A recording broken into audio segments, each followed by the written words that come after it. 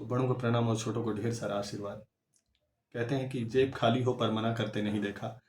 मैंने पिता से अमीर इंसान इस दुनिया में नहीं देखा। आज की कहानी पिता के ऊपर। पिता के आंसुओं को कोई देख नहीं पाता। तो कहते हैं कि एक लड़का था जिसके पिता हमेशा उसको समझाया करते कि अच्छे से पढ़ाई कर लो, इंजीनियरिंग पूरी कर लो अपनी, कहीं अच्छे से जॉब पा जाओ, सेटल हो जाओ। बराबर सुना करता पिता की बातों को, लेकिन समय समय पे अपनी भी जिद कहा करता। कभी उसको लैपटॉप चाहिए होता, कभी उसको नए जूते चाहिए होते, कभी उसको नया कपड़ा चाहिए होता। सारी जिद वो कहता। आज एक नए जिद का समय था। आज जिद थी एक बाइक की। क्योंकि सारे दोस्त बाइक से जाते थे, अब उसको कोचिंग जाने में, स्कूल जाने में थोड़ी शर्म महसूस होती थी साइकिल से। अब उसने जिद पकड़ी कि मुझे बाइक चाहिए, क्योंकि आजकल की जनरेशन चल रही है। अब पिता के सामने बार बार जिद करता गया। एक दिन गुस्से में आकर के पिता ने अपने पुराने स्कूटर को उठाया, जिस पे वो पुराने पिछले 13 साल से चल रहे थे। तो स्कूटर उठाया और चल दिए बिना कुछ कहे। लड़का भी बहुत गुस्से में कि बार बार कह रहा हूँ फिर भी नहीं सुन रहे हैं। इतना पैसा पता नहीं कहाँ रखेंगे, लेके अपने साथ जाएंगे, मरेंगे तो पता नहीं क्या करेंगे। अब इतना गुस्सा उसको आता है कि वो सोचता है कि आज तो मैं ही घर छोड़ देता हूँ। माँ अलग रो रही है किचन में जा करके, तो सारे अगर इन सब की जड़ मैं ही हूँ तो मैं ही घर छोड़ देता हूँ, निकलता हूँ, अपनी ज़िंदगी अपने हिसाब से जीऊँगा। देखता है सामने टेबल के ऊपर तो पिताजी का पर्स पड़ा होता है। पर्स उठाता है, काफ़ी मोटा पर्स होता है, उसको अपने जेब में रखता है। जल्दीबाजी में पिता के जूते पहन करके निकल जाता है।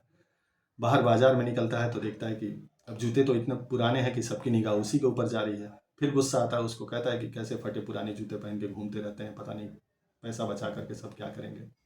जूतों को फेंक देता है रास्ते में, फेंक करके नंगे पाँव चल देता है। चलते चलते चलते चलते जब थकान होती है, एक जगह बैठता है। बैठता है तो देखता है तो पैरों से खून आ रहा है। नंगे पैर कभी चला नहीं था। अब उसको ध्यान आता है उस पर्स का। कहता है कि पर्स को निकाल करके देख लूँ, कुछ पैसे होंगे इसमें। पर्स खोलता है, देखता है तो केवल उसमें 100 का नोट। फिर उसको गुस्सा आता है कि पैसा कहीं छुपा के रखते हैं, पर्स में नहीं रखते ताकि मुझे मिल जाएगा, ज़रूर मुझसे नफरत करते हैं ये। अब सोचता है कि पर्स इतना मोटा क्यों है। मोटा क्यों है तो कागज़ों की वजह से, बहुत सारे कागज़ उसमें। तो एक कागज़ को निकालता है, कहता है कि तब तक कागज़ ही पढ़ लेता हूँ कैसे कागज़ है। पहला कागज़ निकालता है, बिजली का बिल, घर के सामान, समय समय पे जो जनरल स्टोर से सामान लाए उसका बिल। उसके बाद एक कागज़ और निकालता है। अब ये कागज़ होता है एक उधारी का, जिसमें 40,000 रुपये उन्होंने अपने दोस्त से, इसके पिता ने अपने दोस्त से उधार लिए थे। किस लिए लिए थे तो इसको लैपटॉप खरीदने के लिए। अब उसको थोड़ा सा अपने ऊपर शर्म महसूस होता है कि मेरे पिता ने उधारी के पैसे से मुझे लैपटॉप लेकर के दिया, और कब वो उधार चुकाना है उसमें वो तारीख लिखी होती है। अब सोचने लगता है, सोचता है कि कितना मतलब मेरे लिए इन्होंने कर्ज लिया और कैसे कैसे घर का खर्च चला रहे हैं, सब उधारी ले करके और जैसे तैसे पैसों को अरेंज करके। तो कहीं ना कहीं अपने ऊपर शर्मिंदगी अब थोड़ी थोड़ी इसको महसूस हो रही है। अब लास्ट में एक और कागज़ निकालता है, तो ये कागज़ कोई रिटन पेपर नहीं बल्कि एक पोस्टर होता है, एक विज्ञापन होता है। और उस विज्ञापन को देखता है तो उसमें लिखा होता है कि अपना पुराना स्कूटर दे करके और इसके बदले नई बाइक ले जाएं, बदले में जो भी एक्सचेंज ऑफर में एक्स्ट्रा पैसे लगेंगे उसको दे करके। अब जब वो इसको देखता है तो इसके मन में ये आ जाता है कि ज़रूर अब मेरी आखिरी जिद पापा पूरी करने जा रहे हैं। अपनी जो पुराना स्कूटर है जिससे हमारी इतनी यादें जुड़ी हुई हैं, उसको अब ज़रूर ये दे देंगे। और जिस पे मेरा बचपन बीता हुआ है, कभी मुझे टॉफ़ी दिलाने, कभी चॉकलेट दिलाने उस स्कूटर पे वो ले जाया करते थे। तो आज अंतिम पड़ाव पे आ करके उनकी ये मजबूरी बन गई मेरी वजह से कि अब उस स्कूटर को भी वो देने जा रहे हैं। अब दौड़ता हुआ घर जाता है। घर जाता है तो पिता को नहीं पाता है। उस विज्ञापन में वो एड्रेस देखता है कि किस दुकान पे ऐसा एक्सचेंज ऑफर है।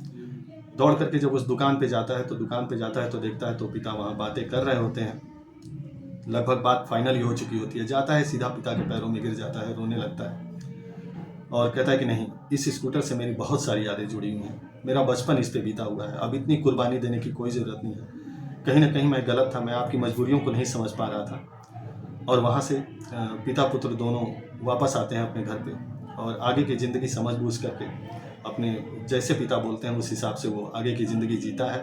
उनके बताए रास्ते पे चलता है, खूब मन लगा के पढ़ता है, एक दिन इंजीनियर बनता है और अपने पैसे से अपने सपनों को पूरा करता है। तो ये कहानी मैंने इसलिए सुनाई ताकि याद रहे कि एक पिता दो ही बार रोता है ज़िंदगी में, हमेशा आंसू नहीं गिरा सकता। एक पिता एक बार तब रोता है जब बेटी की विदाई हो, और दूसरी बार तब रोता है जब बेटा पिता को त्याग दे। इन्हीं 2 मौक़ों पे पिता की आंखों में आंसू आते हैं। तो कभी ना रुलाएं, समझें, एक समझ के साथ चलें। ज़रूरी नहीं कि आपकी हर जीत पूरी हो, क्योंकि आपको जो पढ़ा रहा है, लिखा रहा है, उसके कितने सपने रोज़ मर रहे हैं। उसके भी अरमान है, उसको भी नई शर्ट पहनना अच्छा लगता है, उसको भी नए जूते पहनने अच्छे लगते हैं, लेकिन आपके सपनों को पूरा करने के लिए उसने अपने सपने कभी आपसे नहीं शेयर किए। उम्मीद करता हूँ कि कहानी आपको अच्छी लगी होगी और एक समझ विकसित करेगी। हमेशा की तरह दिल से आभार।